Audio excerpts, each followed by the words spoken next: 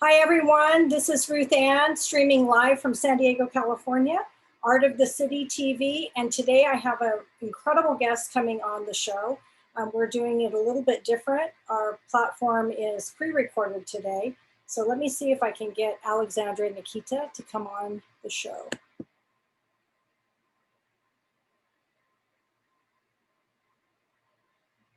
Hello there. Hello.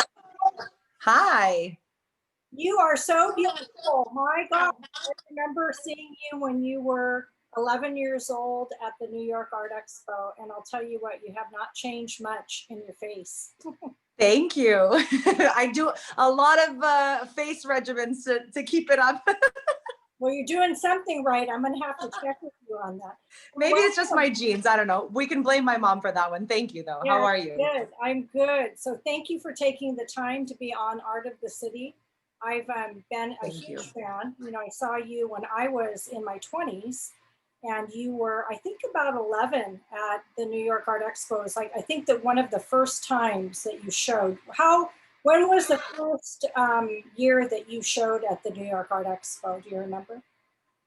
I'm going to go with my gut on this and say 96. Okay. Yeah. So that would put me around there at that, like 11 years old, 12, turning 12, somewhere around there. It's usually in the fall. Yes. So I might have just turned 12, something like this. Yeah. So this has been quite a ride for you. It has. Gosh. I mean, wow, it's really impressive. And then I was reading, you know, I followed you for many years, and I, you know, had heard about the big shows you were doing, but then reading just all of the accomplishments that you've had, it's amazing. I mean, really is. Thank you. I'm very proud of my story and my history, and I'm thankful that I was given countless opportunities to grow and to share my work with people. And you know, it's not a common chance that I think visual artists historically have gotten. A lot of it, I'm sure, was attached to the fact that I was so young, doing something that, you know, usually bald men do. And the world was different then. You know, now we have social media. Artists are using social media as platforms to diversify, to share their work, to represent themselves on their own terms. So it's a totally different world compared to what it was then. And I'm so thankful in looking back at sort of the trajectory that my life took as an artist, as a person, as a woman, as a mother. And you know, all of those little things collectively, from, you know, Art Expo in New York to the gallery shows to the failed attempts at certain projects to, you know, the really triumphant moments, are all the things that have kind of brought me to where I am. And I think now more than ever, even more assertive and comfortable in the shoes that I fill as an artist.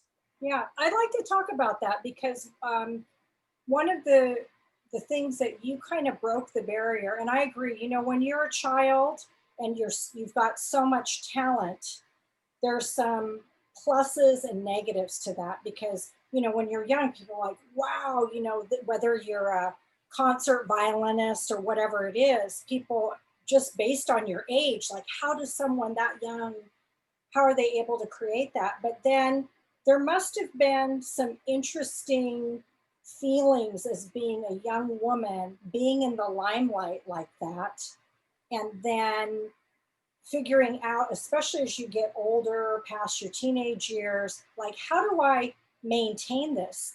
But let's go back to when you very first started to show your work publicly and you were this public figure. What did that feel like as, you know, an 8, 9, 10-year-old? You know, I think that it was just such a natural and innocent satisfaction that I had when I was that young. It was, to me, a really simple equation, really. I made these paintings. I had something to say with these paintings, and I wanted to share these paintings. And I, you know, having that vehicle via, you know, my first show when I had 80 canvases on display at the local public library, to then eventually moving on to galleries, to then eventually moving on to museums and public spaces and so on.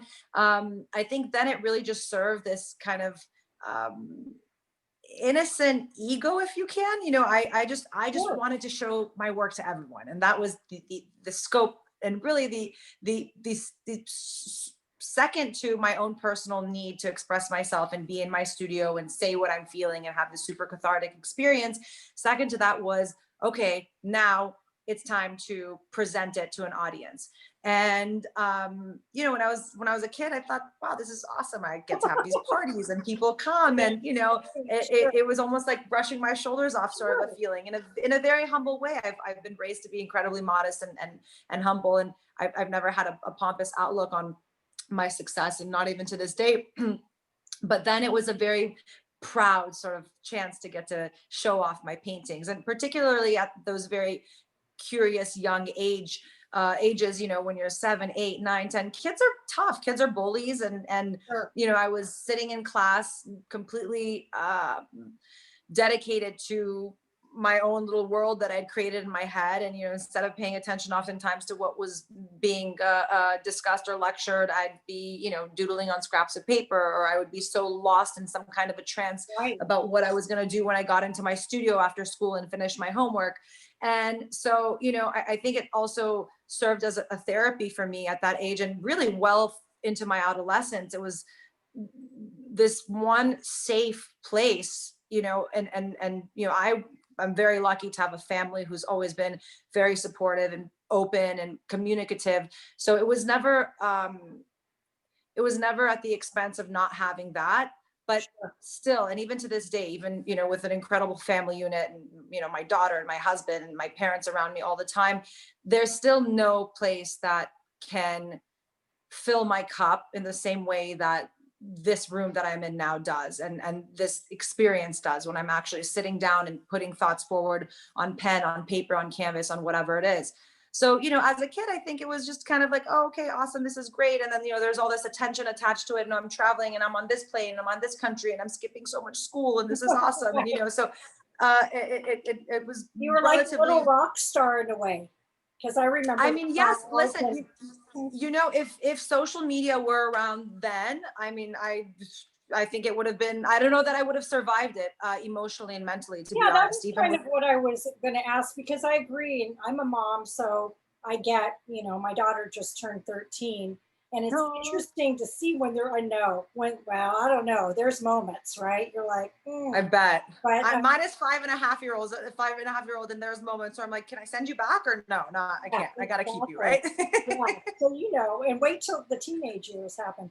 But I think it's interesting when you're little, when you see your little, like a little kid, like you were this little kid, and you just don't have the brain development at that point to really take it all in. Like, wow, you're right. You're creating, you're showing up, it's fun. When was the age where you started feeling like, wow, you started to understand the scope of this? And did it bring any type of feeling of, oh, I don't want to say anxiety, but the feeling that, oh my gosh, now I am required to bring something to the table, where before it's just, you're just a kid, you're just doing your thing.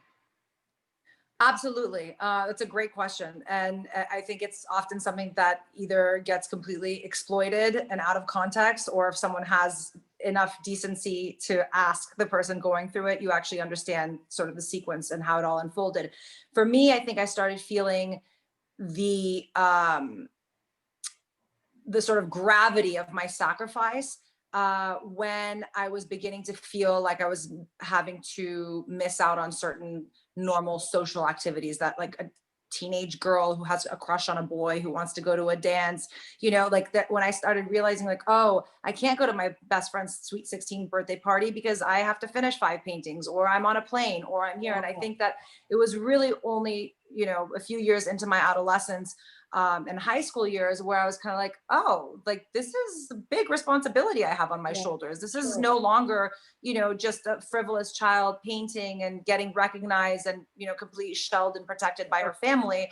I think that's when I started, because, biologically you're going through so many Sure. changes, and then put this cherry on top and it's like, whoa, I think it's a testament. I don't think, I know it's a testament 100% to my parents, and the fact that they really, particularly my mom, went out of her way to try to offer me as much of a normal life as possible. And if that meant, hey, you have to clean up your room, even though you just sold a painting that paid for this for us, or you know what, you want to make it to homecoming football game and prom, then I'm going to move these things around and do this and do that. So I think, again, this open line of communication in working with my parents and in really developing my success together as a team, that's the true story. Yeah, That's what saved me so much. And the fact that my mom and dad always asked me, when they felt like maybe I was approaching a burnout, maybe I was wearing out too much, maybe, I was just too overwhelmed. Do you want to do this? Do you want to stop? Do you want to take a break? What is it that you want to do? I never felt, even though I've always had a duty to uphold, and I feel that pressure on me, but I feel like it's a healthy one, and one that I've been able to really kind of control and disseminate in a really good way, because you also can't get much done in life if you don't assume a certain responsibility for things, right? So this really bohemian way of living of, oh, I'm going to do this and hope it does that. No, like, welcome to the real world. Hello. There are T's to be crossed, I's to be dotted, boxes to be checked. Otherwise, nothing is happening. So I had this really healthy equilibrium in a way. Did it ever create any sort of anxiety or resentment? Yes. I mean, I would be lying to say no, I was living in this euphoria. Absolutely. I mean, there were times when I felt really disconnected from my practice. And then those were the times when I would take a mini break. And I hit that wall in a really, really profound way right before I was getting married. I kind of oiled this machine. I was like 27, 28. Oof, I don't know. I got married in 2014. I don't know what that makes me. I'm 35. I'm bad at math. Not that long ago. Before I had my daughter. And I think I hit this wall where I was like, I can do these things, whether it's producing the work, whether it's engaging with the audience, whether, whatever it was, I can do all these things so well that I actually don't really need to be there. It's kind of just like existing, and that's when I realized, like, I would. Do you mean sorry? There? I'm just trying to understand. I mean to cut you off. Being there mentally, being like fully present. Meaning, when you were in front of a canvas, did you feel? I mean, like being checked. I mean, like being checked in. Got it. Like being checked in, because it's almost as if, and I think this, anybody, regardless of the space that they work in, regardless of their field, can speak on this idea of, when you've done something for so long and when you've developed somewhat of a routine, because even though things are really spontaneous for me a lot of the time, and especially in here, there was still, like, if I had a deadline for paintings, I had to create a system for myself to complete these paintings. If I, needed to have a series of presentations on my work, or give a speech here, or have an interview, like, these things required systematic sort of implementation, and I think that when I realized that my work was suffering is when I felt like I needed to do something, and I needed to put, like, really, really hit the brakes on everything that was going on, and kind of reevaluate my relationship with painting, reevaluate my relationship with my entire art experience. Because for me, it was most, oh, sorry, did I just lose you? Sorry. For me, it was most important to always keep the most honest and authentic rapport with my work, right? This is an absolute direct representation of who I am. So if I am filtering it because of circumstance, because of responsibility, because of a burnout, because of, expectation or whatnot, then why am I doing this almost, And I never wanted to sacrifice my work for the fanfare, for the attention, for the glory. I realized that, I was going to be stuck with this passion for painting for my whole life. And my life was only just beginning. Before I was getting married, I was looking to a future, a family, and all these things. And my relationship with my work was far too important to just, if it ain't broke, don't fix it mentality. And, I halted, had the open conversation I always had with my parents and said, I am tired. I don't think my work is as good as it can be. I'm going to get married and I'm going to chill for a little. And You. again, So did you feel because of, on that journey? Because I've worked with artists for a really long time, and my mom's an artist, so I've been around art, and so I've seen kind of the succession of artists, especially when they become really, well known. And in your case, you kind of you just jumped right into it. I mean, you were, from as long as I've heard of you, you were really young.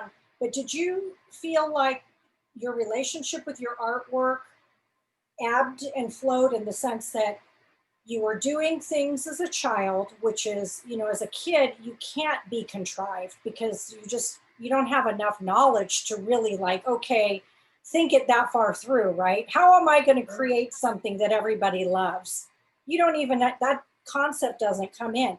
But then as we become into those teenage years, it's just natural, whether you're an artist or not, to start reflecting on, how do people view me? What are they thinking? What are they responding to, right? And then, absolutely. then I guess what I'm asking is, did you ever find a place within your creativity that you were overthinking it and you got stuck? Because I've Yes. noticed that with artists, where it's like, oh my God, they love that last one. Not sure if they're going to, where it's just, you almost get in the way. How did that feel? Because I think a lot of people who are going to watch this, they don't understand the internal struggle that No. especially an artist like you who became famous at such a young age, the bar is really high. Yeah. And this isn't me trying to seek empathy in any way, but you can have zero clue in understanding that Yeah, interior struggle. You're absolutely right. And it is this constant back and forth. And then it turns into second guessing. And then it just keeps putting these filters on what's supposed to be the most fluid and natural form of expression. Right. And so I mean, even now I feel like I'm in a very, very good place. And I still have to catch myself where I'm like, oh, wait, I think that this is going to look to this, or I think that, and I really just got to check myself and go, no, I am making only things that I want to make without siphoning in all that noise. And I'm not saying I have this in any stretch of the imagination perfected, but I think it's a constant, just being able to even identify that, sure. address that it's happening. That's already a much bigger progress than I was making before. Whereas before I had this amazing talent of kind of like, Right. ignoring myself. And you're right, you get in your own way. We're our biggest enemies, especially as creatives. We really truly are. We're our biggest critics, and we can be our biggest enemies if we don't just let ourselves go. Because especially for me, I know that that is what drew in an audience, and I know that that's how people and my collectors and fan base developed a relationship with me and my work, is exactly because of that raw honesty, right? Yeah, Exactly because that you're thing that you're authentic. saying a child has that a child can't control because you don't have the Right. brain capacity to, you don't have the emotional intelligence to, that's what, because we all yearn a return to that. Whatever you do in life, everyone yearns a return to those moments of sort of Playing. freedom, Yeah, of playing. freedom. Having a good time Yeah. and just playing. What about this extra layer? So here you are, you're an artist, you're living your life. One thing that I think is really interesting is how few women artists there are.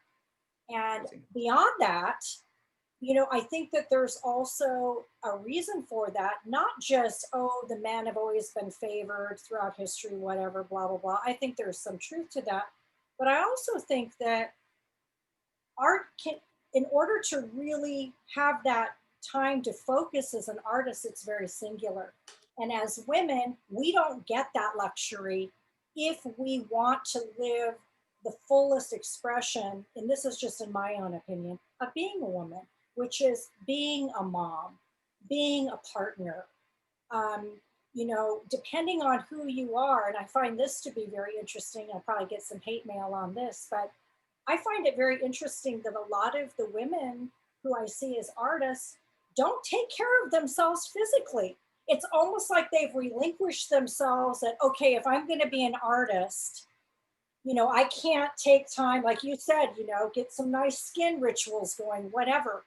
But how's that been as far as, okay, now you're juggling, you're trying to, and I can tell your personality, you really want to excel at everything you do. I mean, that's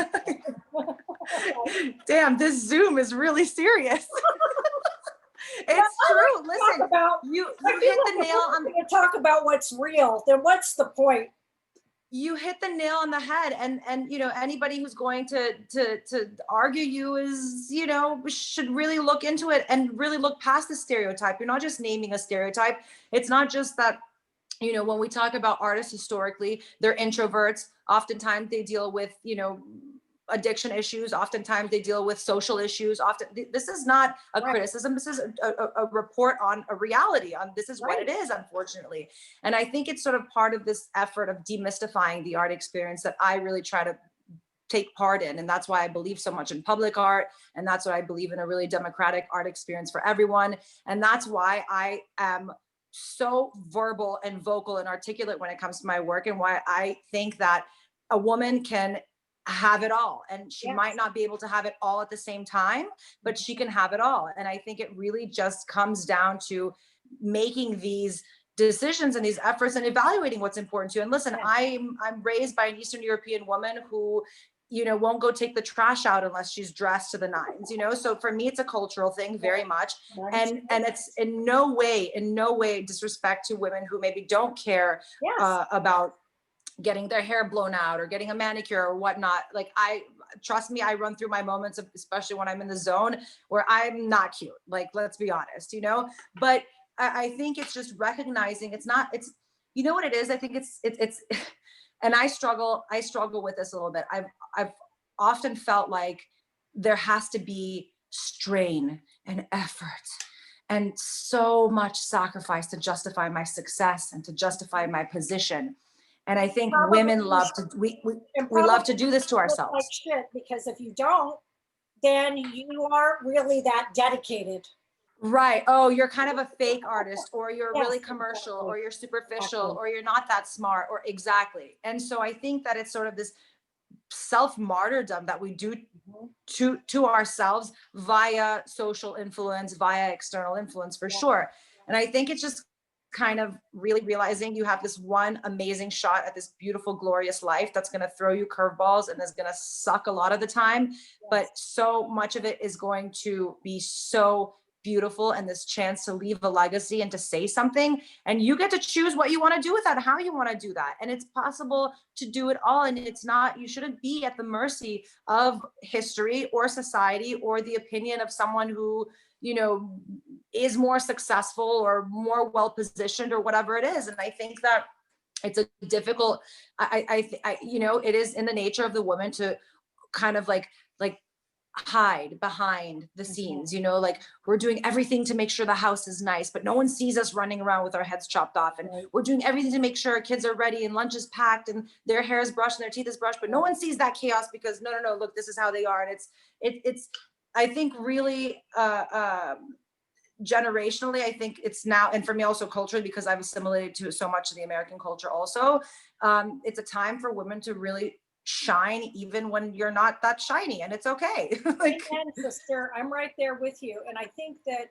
the beauty of your experience is that you haven't just jumped off of, oh, I was a child artist, I was successful, that you're now taking it. And what I really see is happening is that now these layers of your life, the things that you've experienced, and the fact that you did maybe take a little break to be able to regroup and to kind of find your footing again. I think you as an artist, this next chapter is going to blow everyone away, because now you have enough of it, of life experience, and now you're really pulling from within who you are as this empowered woman. And I'll tell you, not only does the world need that, the world at large, like you said, just even somebody who can't afford maybe a painting can go into a public space. And I want to talk about what you're doing with that. But also, I think women, young girls, are going to look at your artwork and say, you know what, there is a space within this art world for women. there is. And I think that, you know, that also when these kinds of points come up, I also want to directly speak to parents. You know, I think that moms and dads and moms and moms and dads all over the world want for their children the best. They want to set them up. They want to make sure that their plan B is the best plan ever. They want to secure everything. And I am speaking from my own experience. And even though Tevi is only 5.5 years old, like everything I strive to do and everything that my husband and I tried to collectively do is an effort to create a better opportunity for her. Right. Right. I think traditionally, you know, parents, and I'm going to go back into my like art school experience. I remember being at UCLA, and, you know, I mean, we were 25 kids that were selected out of a huge pool. I mean, this is one of the best art schools and art programs in the world. And these kids are obviously talented. Right. They are, you know, full of messaging. They have an agenda in their work. They want to do something with their work, whether it was, you know, photography or painting or drawing or sculpture. And I remember so many times encountering, you know, colleagues whose parents were not supportive because their mom and dad wanted them to go to law school. Their mom and dad wanted them to be doctors. Their mom and dad wanted them to go to business school. Their mom and dad wanted them to do communications so that they could eventually leverage that and use it. And listen, we need all of those people in this world. This is not discounting the incredible work that all of those people contribute. And, you know, I wouldn't be here without all of those people. But the reality is that what you don't recognize is that your child is not yours. And your child eventually lives their own life, even though it's in conjunction with you. It is their opportunity to do what their heart desires. And isn't it so much more powerful to offer somebody the freedom to wake up excited for what they're going to do rather than dreading their life? Isn't it logical that if you like what you do, you're going to do a good job at it? Is that not, you know, and it's like these super banal concepts, right? Like when you're growing up and you're raising a little kid, it's like, please and thank you, be polite, look someone in the eye when you talk to them, clean up after yourself, don't, you know, use kind words. This is just as simple and fundamental as that. Like, don't you, and you know, I know someone watching, you know, might be looking at me and going, well, it's easy for you to say you found success and you're comfortable and you have, you know, this financial comfort and so on. And sure, but on my own merit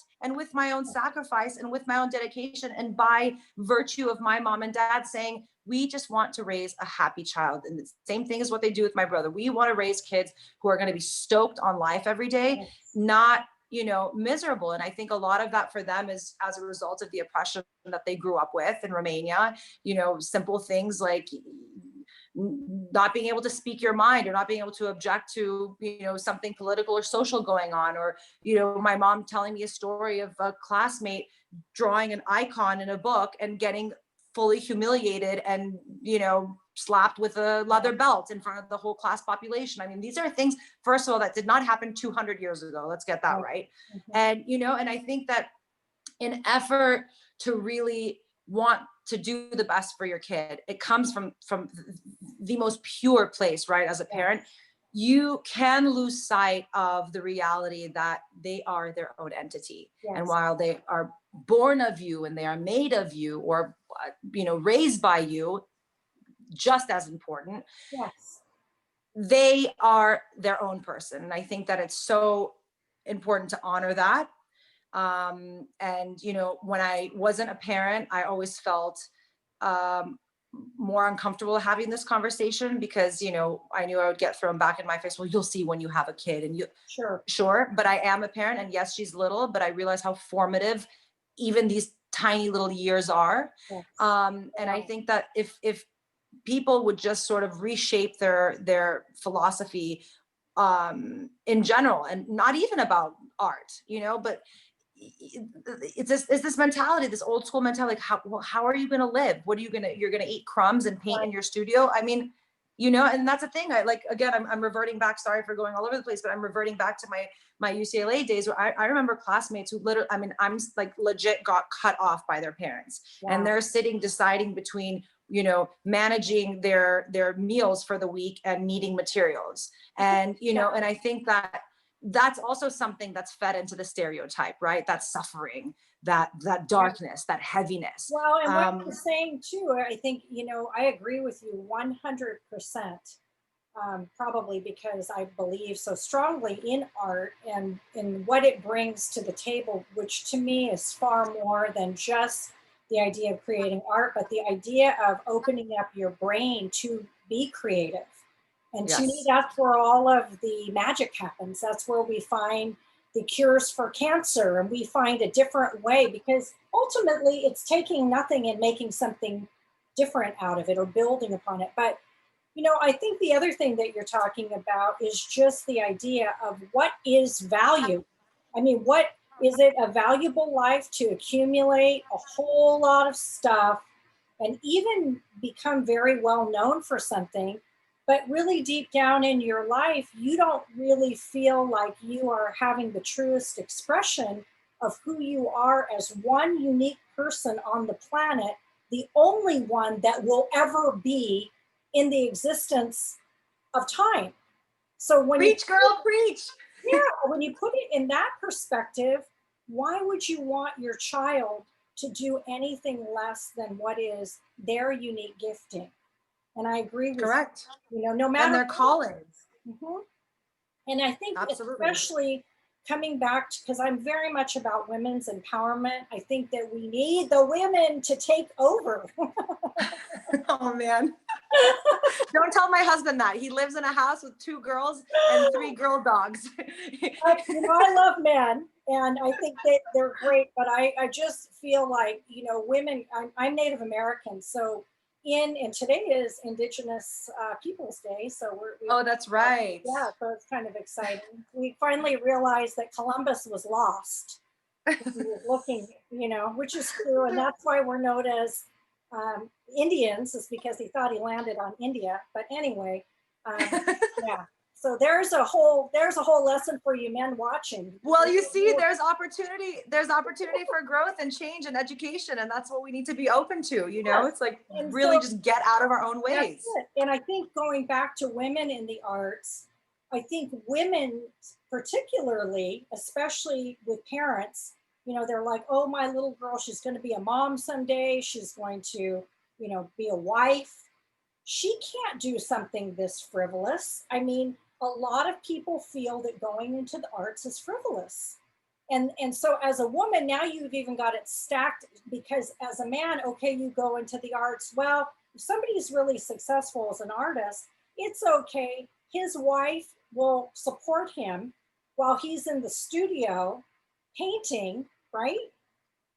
So it's just an interesting, it's an interesting paradigm of the fact that there are so few women compared to men in the arts. And I think that you have such a great opportunity to change that paradigm, because you started, as a child, and here you are, this gorgeous woman. And now I think you're moving on to do some of your greatest work. So I know you're working on a sculptural piece right now. Where is that going and how's it going? So it's been in the works for quite some time now because, bureaucracy and logistics and all that takes forever. But I worked many years ago on a series of monumental bronze pieces. And while, most people know me as a painter, I've always had this calling to work in, multi-dimension. And frankly, I've always been able to sort of visualize my figures and my elements on the other side. It was never a struggle. It was always this very natural sort of like, oh, I know what this looks like in the back, and I know what the back of the shoulder of the female form looks like in this painting, and I could easily translate it. And so I remember I earned the winnings of a great contract, and instead of being frivolous, Right. although at that time it did seem very frivolous to my parents, I was like, I'm taking this money and I'm going to go make big bronze sculptures. And my dad's like, what? Why don't you buy a piece of property or something? I was like, no, I have a dream and this is what I want to do. And so I had this vision, and I created these pieces. And anyone who knows anything about materials knows how expensive that is. And I made them without any real strategy in place, which is very unlike my type A Virgo personality. But I had this deep desire to produce them. I had the vision for them. And I also had the solace of knowing that if they didn't get seen or displayed, that I was not going to suffer over that, that I was okay with them like living in a deposit, in a storage, whatever, which is exactly what has ended up happening until now. The first piece of that series has been for years now placed at the National Museum in Singapore in the Sculpture Garden. So it lives a very glorious, beautiful life outdoors in Singapore, which makes me very happy. And now I had this opportunity, and my piece was selected to be placed publicly in the city of Beverly Hills, right outside of City Hall. And, you know, I'm from LA. I've lived here since my parents, you know, escaped Romania when I was a year and a half old. I lived in the suburbs, but I've been living in Beverly Hills for quite a number of years now. And my studio is here. And so, you know, for me, it's an emblem of home. It's an emblem of pride. It represents way more than just the, you know, incredible achievement that any artist would feel for having, you know, a monumental piece publicly displayed, being that it's, you know, in my home city. But, you know, I wanted so much to be able to start making work that was able to live outside of the parameters of a gallery space, that was able to sort of exceed the elitism that's often attached to, you know, seeing art. You know, I walk into some of the nicest galleries, and you know, anyone who maybe followed me has probably heard me say this again, and I don't even have any shame in being redundant, because it's a sad truth. Like, if I don't look the part, and I'm not dressed, and I don't have, you know, my cute bag on, and like, I'm not even getting greeted, let alone, you know, hi, would you like to know about this painting or this artist, or have you heard, you know, none of that. So it's such a, it makes me feel very frustrated to be a part of this world, even though I love this industry, and it has been what's given me this opportunity at the life that I live and that my family and I share. But it's something that I would like to personally untangle in a way. And that's exactly why, or that's what I think public art can do.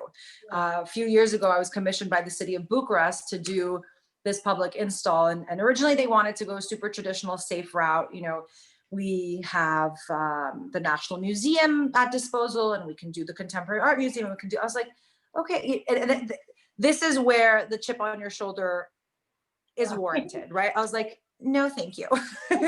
Which, you know, under any other circumstances, an artist would be like, yes, amazing, I'm down to do that, of course. But my whole thing is I wanted to be part of a conversation that was different. And I wanted to be able to engage an audience that maybe otherwise wouldn't feel comfortable walking into a museum, or maybe wouldn't even be able to afford that ticket into the museum, you know. And I go back to like my childhood experiences of going to the Guggenheim, and there's these like sensors, like I think they're like hanging from the ceiling, these sensors. And I'm, you know, I'm an artist, and I believe in the tactile experience of art. And people come to my studio, and I'm like, touch it, please touch it, feel it, hug it, kiss it, you know, like live with it.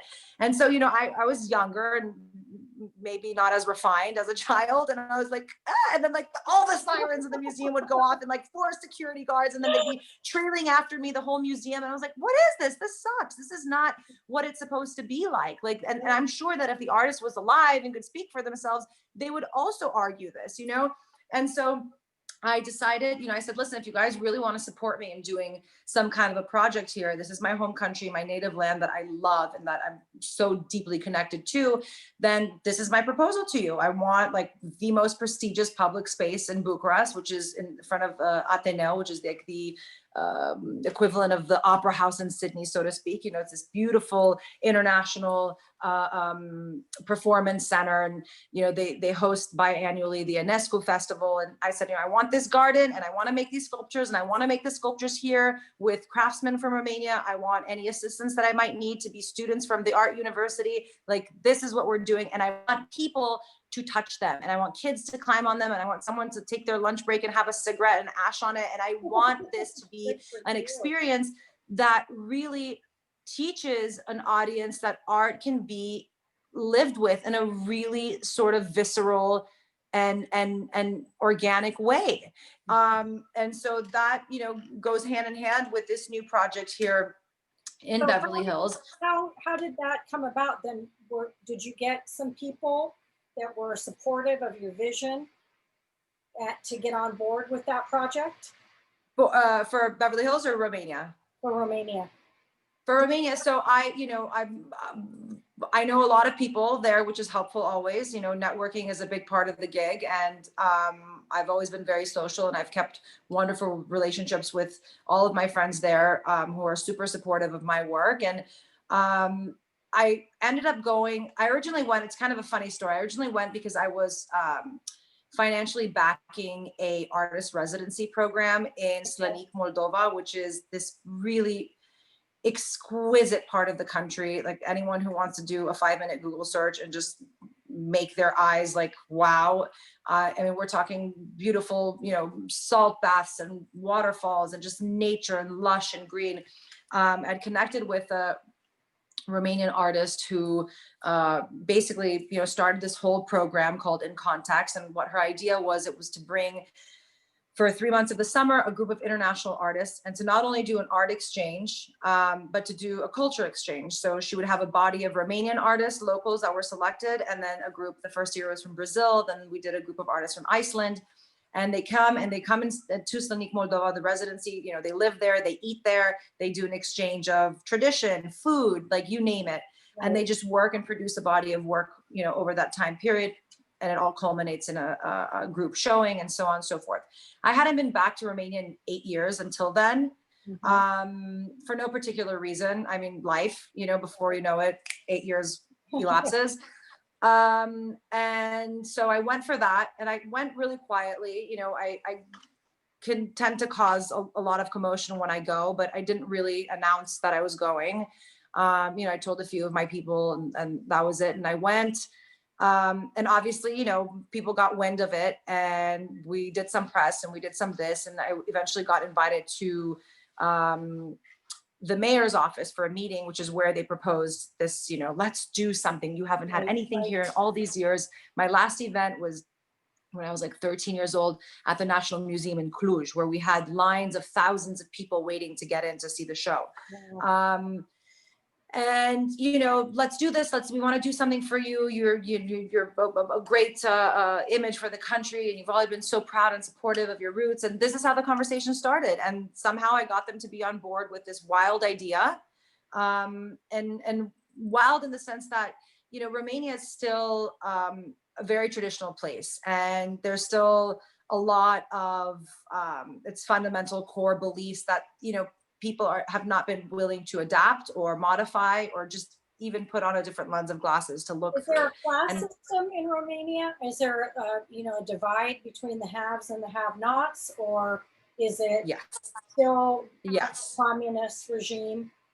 I don't think we have a very clear identifiable middle class. I don't know that I would say that with confidence. I think a lot has changed, and there's been a lot of progress made, and we're part of the EU, and, you know, we have incredible doctors and tech people that are all over the world doing extraordinary things. Right. I think a lot of what happened is because of the sort of aftermath and trauma of the communist experience. So much of that generation was just left with this unbearable weight and burden of where they felt like, well, nothing could ever be better again. And I think that that attitude really collapsed the spirit in a way so powerful that the youth, you know, meaning the kids that my parents' friends had, all left. They left for work. They left outside for education. They left for a different perspective. They left for a little bit of optimism. I mean, literally, you know? And so I think we lost a big population of incredible people because they felt hopeless in many ways. And they had seen that the change really was so incredibly snail paced. And, you know, I recognize openly that my success and my story would have never unfolded in this capacity in Romania, not at that time. Kind of describe reservation life. I mean, what you're talking about that happened in Romania happened right here in a different way on this land. So it's an interesting thing. But I guess the reason I'm asking you that is the sculpture that you created then really broke a lot of those barriers, because you're talking about a piece that is for everyone and anyone, and also people having the ability to interact with it, you know, tangibly, but it's a tactile piece. So I'm thinking about your creativity and your ideas, and I'm thinking this would have kind of blown a lot of people away.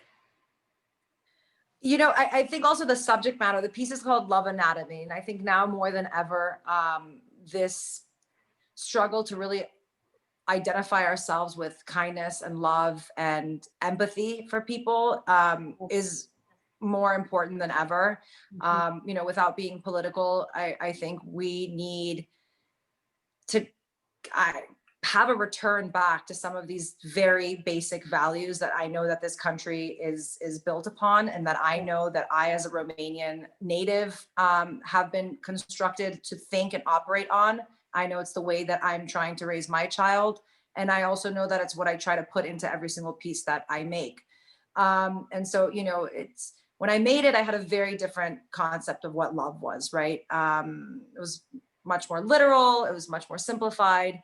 And it's evolved. It evolved as I went through my own relationships, my own friendships. It evolved, as I got married. It certainly took a huge shift in becoming a mother. Yes. And, certainly as being a part of a community and a world that is going through so much turmoil, it's continuing to evolve. Yes. But one thing somehow always stays the common denominator, and it's just this idea of having an openness of heart, an idea of not jumping to conclusions and judgment of people. And I don't have this figured out, but I try, and I try in the process of making my work, and I try in the messaging that I attach to my work. I have to often catch myself, especially as a mom to a young kid, and you see another kid who might be reading or might be doing this. And like, I'm always like, these are all natural human sort of things we go through, and it's okay. And it's important to honor that, but it's also important to, it seems to be the trend in our conversation today, to catch yourself. And just that split second of recognition and sort of honesty with you and your feelings, that can move mountains alone. And so Love Anatomy represents, the figure itself is this beautiful, fully embodied female. Because I've also, returning back to the cultural reference, that's very much how I was, raised. Like, we are these givers. We are supposed to give all this love and be this endless fountain of love constantly. But then there's this other side of it. What about, how do we fill our cups, and how do we fill our hearts? And what does self-love mean? What does it mean to be not only content, but fulfilled with who I am and what I do and what I stand for and what I represent? And so it's this all-encompassing concept of love that I don't think has a singular definition. I mean, it doesn't, for me at least, but it does abide to some really fundamental, simple things, like literally going back to the stuff your mommy and daddy taught you when you were 5 years old. Like, just do unto others as you would like them to do unto you. Pretty simple, really, when it comes down to it. The principles are.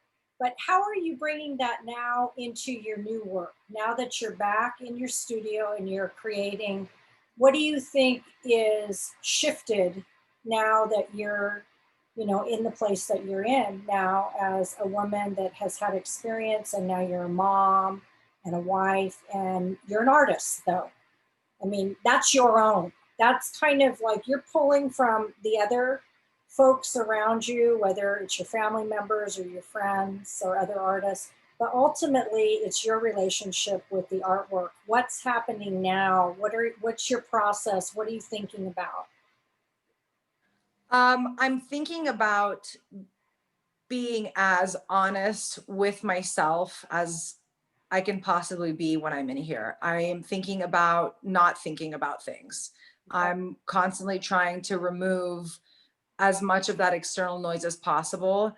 And sometimes that's not what I want. Sometimes I need the structure, and I need to be able to orchestrate an idea from beginning to end, especially if I'm trying to, include some kind of social commentary, or if I'm trying to make some kind of argument on something, or, there needs to be a very succinct sort of strategy set into place. But I believe that I make my best work when it's almost as if I were to be high or in a trance, or, just like not fully physically here in some way, because I'm so emotionally and mentally transported. But I also have recognized now more than ever how powerful the arts are, and what a voice, what a loud voice they can be. How, you know, and I've said this many times before, like whenever I felt like words have failed me, and clearly I'm a talker, so that's not that rare, but you know, in those moments, I turn to my painting. That is my ultimate refuge. That is the place where I can just say it all and just let it come out. And it's this really, it's pure therapy for me. You know, I've never sat in a therapist's office, but I can only imagine that that's what it is. I mean, I know, like, if I'm not in my studio for a number of days, like nothing is going to fix me up like being in here for a handful of hours. Like nothing can. It's just not, you know. Sure, I can have a glass of wine. Sure, of course, I love being with my child. I adore her. Like I yearn to be with her. But there's something, and this is how I know that my purpose here is greater even than the physical things I make. And so I stand by this power that the arts has, and how it can advocate for people, and how it could advocate for causes, and how you can say things that maybe you don't have the courage to verbally say, and you say it through your work, and through visual reference, and through collaboration, and through working with other artists and other creatives. And I think that that's sort of the place that I've arrived to in my career, where, you know, I'm looking to turn to a lot of different sort of spaces within the world that aren't necessarily only linked to painting, you know, creating these bridges between the arts and things that are maybe more pop culture, and being able to just really connect people to the therapeutic asset that is art. Yes, I agree with that, because I've always said that an artist like yourself, one person in one time moment, what you're able to create is a window for the rest of us to find our own experience. We get to travel within what you're creating. So I just have one more question for you. What is your daughter's name? Teva. Oh, that's beautiful. So Yeah, she's awesome. what would you, you know, what would you like when it's all said and done, and you know your time here has been spent, probably my time will have been spent before yours. What would you like your daughter to reflect on about her mom?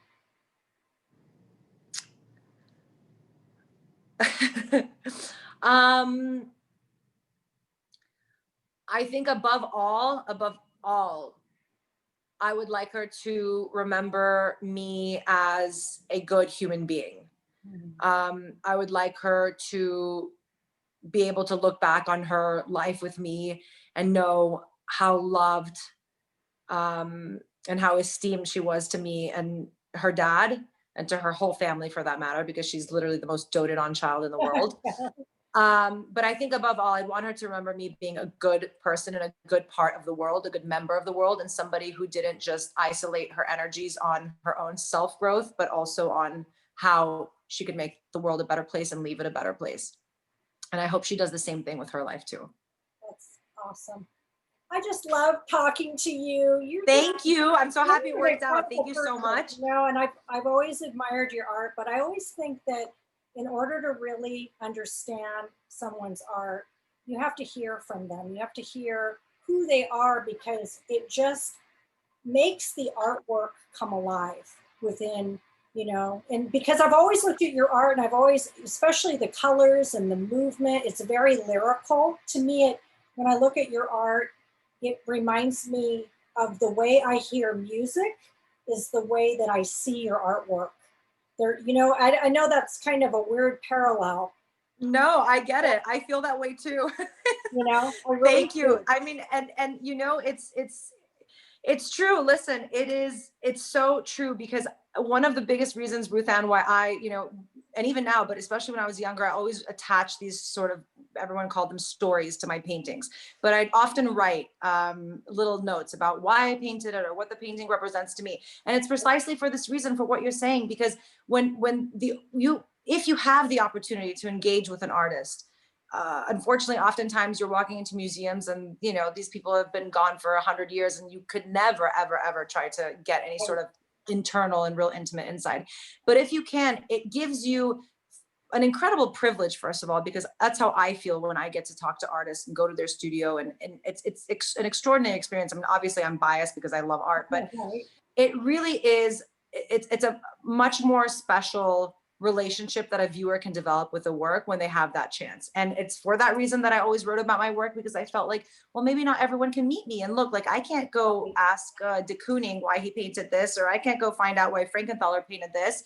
You know, like a critic can tell me what he thinks or what it references, Which or, is their you know, bring in opinion. some, right. But how special it is to really get this true, genuine entry into that point of view. It's extraordinary. So thank you for the opportunity. Well, and that's why I started Art of the City, is because I felt like it was so important. You know, we do look back at history and, you know, you get writings, maybe people wrote, but again, hearing it from you, the way that you express yourself and the way that you share, and you're so transparent about who you are, it's so refreshing. And Thank I'm you. just excited to know you now, and I can't wait to meet you in person. But if you come to LA anytime soon, studio doors open, let me know, give me a heads up. I will. I just want to applaud you because you really stand for everything that is so important in this world right now. I mean, I don't know the things that you've talked about. You've talked about your art, which is the outward expression of who you are as a person. But the things that you're talking about, this planet needs so much. And we are in such a critical place that we need to have people like you that are on that platform, not just creating beautiful artwork, but expressing the reasons behind it to inspire people really to see that there's another way and a better way. Thank you. So thank you for thank that. you so much. That's encouraging. Thank you. Yes, really. Thank you so much. We'll be in touch. Okay, thank you so much. Thank you. Bye. Bye. What a wonderful interview. I mean, that is my highlight of the week. I'm very much about women empowerment, which most of you know, but I think that it's not just about women because there's so many incredible men out there. But I think in the space of art, there's been a lack of women representing themselves on that platform that Alexandra Nechita has had. For those of you who maybe don't know her, you should go and look up her past history because she has brought so much joy and beauty to the world from the time she was just really a child prodigy. And now here she is, this incredible woman, and she is bringing just another layer of art through her sculpture now. So I really have enjoyed this episode. I encourage you to tell your friends. Art of the City TV live streaming here on YouTube. We are every Wednesday at 4 p.m. Pacific Standard Time. We're hoping that we just get more and more followers because art is important. It represents not only something beautiful at the end, but the ideas behind art, I think, are really, really important. So thank you folks for joining and supporting this program. And I will see you next Wednesday, Art of the City TV, right here live streaming.